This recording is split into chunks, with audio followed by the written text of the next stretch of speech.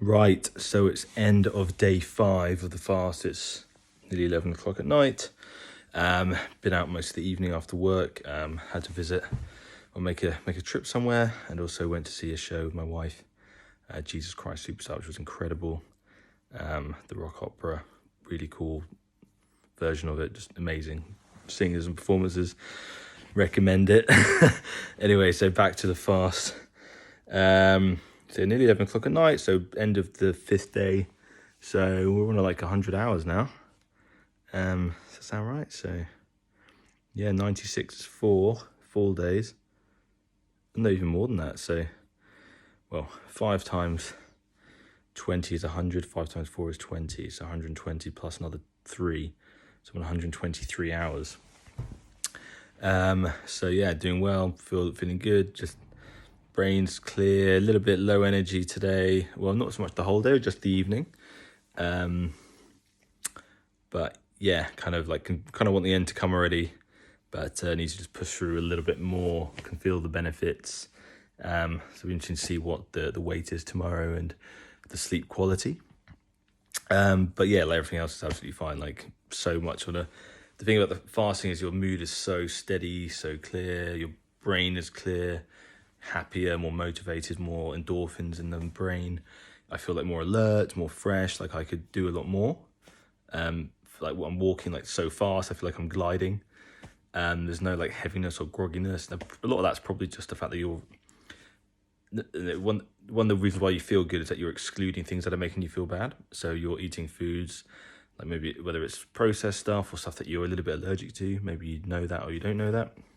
Carbs, particularly low quality carbs, but even just carbs generally. And yeah, things like allergens. I do have quite a lot of food allergies. It's like minor ones, but like gluten, I'm much allergic to bananas, which is crazy. Developed later in life. So like hemp seeds I'm allergic to. And then like there's a thing in certain fruits.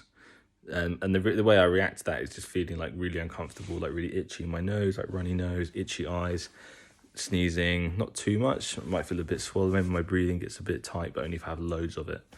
But yeah, it just makes me feel really uncomfortable and irritable. And so I do often have to take allergy tablets. I'm also allergic to quite a lot of different pollens, particularly silver birch and some pine trees. But on this fast, I've not had a single allergy tablet. So in nearly 6 days, I've not had an allergy tablet when I would normally probably have one most days. And I would feel shit quite a lot of the time. Or just I feel completely fine. I have had some moments where like I felt allergy and like my nose has been running. Partly of that is just like probably just because there is still some allergens around, particularly the pollen stuff. But I'm not consuming any food that's causing allergies, so I don't have anything in my system other than the pollen, which is going to cause me to get an allergy. So my allergy symptoms are really low, and therefore I can manage it without a tablet. It might come for a bit, and then after like half an hour or so, it will go away. I think partly it's mental, partly it is physical. But yeah, it's just something I'm used to. So yeah, excluding things from your diet that are causing those things are going to make a huge difference on their own. Even if you're still eating, if you can exclude the things that are causing you to have allergies, feel shit, have a sugar crash, too hard on your body, processed foods, then that's going to work really well anyway. So obviously, like understanding what your body can fuel itself on and what's healthy for it's going to be important, and making sure you're avoiding things that are going to cause negative reactions. So for me, that has obviously been bananas. I do need to eat less bread. I definitely react off certain types of bread that I eat, particularly lower quality bread or like white bread or like if I sandwich in a shop, I just feel worse than if I've had like a really good quality like sourdough or whatever, or like rye. And I could feel the reaction quite quickly when I like in terms of the runny nose and stuff. And then so that is a factor. But otherwise, it's also just other things like your blood sugar is stable. You're in ketosis. You're not spiking your glucose. There's no crashes. It's a consistent energy source. You're not putting food in. Your body then has like a big shock and like a big rev, and then it has to go down again, and you rev again. You're just burning the fat in your system, and anything else that's there, that's kind of like in your system. So that's cleansing out everything that your body has in it that hasn't been able to use before, and that's maybe causing problems. It just attacks it. Autophagy, it just gets rid of it because it's inefficient. So your body's going into a mode where it's like, I call it hunting mode. Some people might call it survival mode, whatever it is, but your body is going to make it more efficient because it's thinking, okay, you need to work better because we need to go on a hunt right now and get food. So I'm going to make, so it's like your brain is more alert, your senses, your reflexes, I can hear way better. It's like everything is clearer. It's like weird. It's like you're in the Matrix or something. I feel like I could run way far. Like, I don't know if I actually could, but I feel like I could generally run a lot faster now than I could like a week ago. And just do everything better, jump higher, whatever it might be. I feel like if I got attacked, I would be better at defending myself than just a week ago. So it's like you go into a much clearer state of mind. That's the whole point. Way more focused and much more clarity. There's no brain fog. Like there's no like low energy. There's no, I can't bother to do something. You think, oh, I need to do that. You just fucking do it. And if that's part of the feeling of the fast that changes.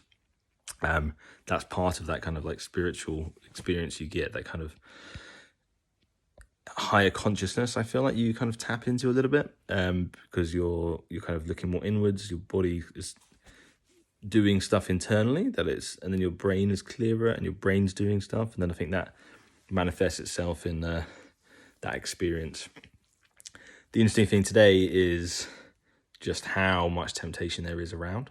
So you don't realize just how much you're bombarded with like food, like I guess what you might call it food porn, like food advertising, just how much food there is around in our society. Like I think that's a good thing. That's fantastic. Like, I'm not saying I don't want us to be starving and have limits on like what we can eat, just have like, baked beans on toast. But like you don't realize necessarily on a day-to-day basis just how many options there are and how much we're bombarded. Like literally we're walking down the high street, it's like 1 million restaurants. You've got, every type, even just in a relatively medium-sized town. And then like the outskirts of London, you've got, Lebanese, Turkish, fish and chips, Italian, loads of Indian restaurants, Chinese, Thai, Japanese. There's like fried chicken, which looks... Honestly, right now, the things that I was most tempted by were the Lebanese, like the curry, fried chicken, and like a battered sausage, and some like really crispy chips, salty chips. They're the thing, maybe like a fish or something, like a battered fish. I know it's really craving some like a battered sausage or some nice chips, but also like a really nice like Lebanese or Turkish, like meze or something, or like charcoal grill, like lamb ribs, juicy fat, just literally so many things that just look unbelievable. And even when you take out the restaurants, there's Sainsbury's, there's Tesco Express, and there's bars, and there's other restaurants, like we saw an Italian restaurant, and like the risotto and the ravioli, and there was a seafood linguine, like a mushroom tagliatelle, and it just looks and sounds amazing. So like the thing you realize is just how many things there are, how many temptations there are. And so when you're actively, consciously not submitting to that temptation, you're like, whoa, we're actually surrounded by things every single day. So it's not surprising people get bombarded. You get anxiety, you don't know what to do. People get choice inertia. There's just so much stuff in our society, and it's not just food, it's many other things. And I think that's great, but it's good to maybe just every now and again, once a year, do that MOT, that fast, that restriction, just for the self-discipline and the willpower, and just to sort of look around and say, oh, this is interesting. We are surrounded by all these things. So the fact that you can, to prove to yourself that you can have that discipline to choose not to do it, I think is like a really good annual kind of like check and kind of like boost to your mental and physical health and mental strength in particular, I would say. So there's quite a lot of things there. Not really craving any other things. Not really craving alcohol. Not really craving there's only food and drink, but like chocolate. Not really. There's a really nice Kinder egg that my daughter hasn't finished that I would love to eat. Kinder chocolate is amazing, but yeah, it's not the worst thing. Like nuts look good. I was actually really craving a Mars bar earlier, which is weird because I've not had a Mars bar in years. And the thought just came to me driving in the car that I really fancy a Mars bar or a Snickers or something, but the Mars bar in particular just really came to me. But otherwise, not really craving chocolate so much. Would really just like a battered sausage, which is weird because again, I I think I've had one in like the last year. I think I've probably had fish and chips 3 times at most in the last year. Yeah, it just the idea of right now the battered sausage, fried fish, and some chips just sounds amazing. Maybe a pickled egg. Some cheese would be really nice too, like a baked camembert with some, just, I don't know, something like that. And then like the Italian food has been particularly tempting in the last few days. So they're the things I've kind of craved the most. Like pizza, I craved loads the other day. I made some with my daughter. Haven't eaten up, put some in the freezer to eat. It won't be the same because it's going to have been frozen and then reheated, but I'm sure it will still be nice. We can actually make it quite easily, to be fair. It was quite actually easy to make, the dough and everything, just from scratch. The whole thing probably took like 30 minutes, if that. Then like 10 minutes in the oven. So yeah, just make it again. It's not that hard. So yeah, that's kind of it for today, I would say. Going well, feeling good. Not done as many steps today. I've been in most of the day working, and then I went out in the evening to visit a family member, and then go to this show. So not been as active as the last day or two. I did a lot more steps yesterday, but still been out and about. And then it'll be interesting to see. So like the heart rate right now, it's going to be a bit higher probably because I'm talking, but it's only 71, 70 now, 69. No, it's dropping rapidly. So now it's on 67. So yeah, heart rate is good. I've always got a pretty good resting heart rate. I think I've got good underlying health markers. I'm pretty active anyway. I was carrying a bit of extra weight and I just wanted to do this thing, which I enjoy doing, just to sort of show the discipline and, you know, see what happens to the body. It's like an experiment on the self. I find this stuff really interesting. And then I would like to like shed the extra pounds that I was carrying from like bad eating habits, not necessarily the food I was eating, but more the time I was eating, like getting home late from work, you know, watching the TV for a bit, you know, having some cheese or wine or crisps or biltong or something like that. The kind of something that's not inherently unhealthy, but like if you're eating it like 10 or 11 at night, it's not the best thing to do. You know, or eating on the train, you know, when you're just sitting there and then you get home and you eat again, that kind of stuff. So like overeating a little bit, and then like timing wise, and probably like stress as well makes you gain fat as well if you're quite a stressful life at the moment, a lot going on, you know, work and family stuff. I've got to do quite a lot of other stuff too, so it's quite a lot of responsibility, quite a lot to do.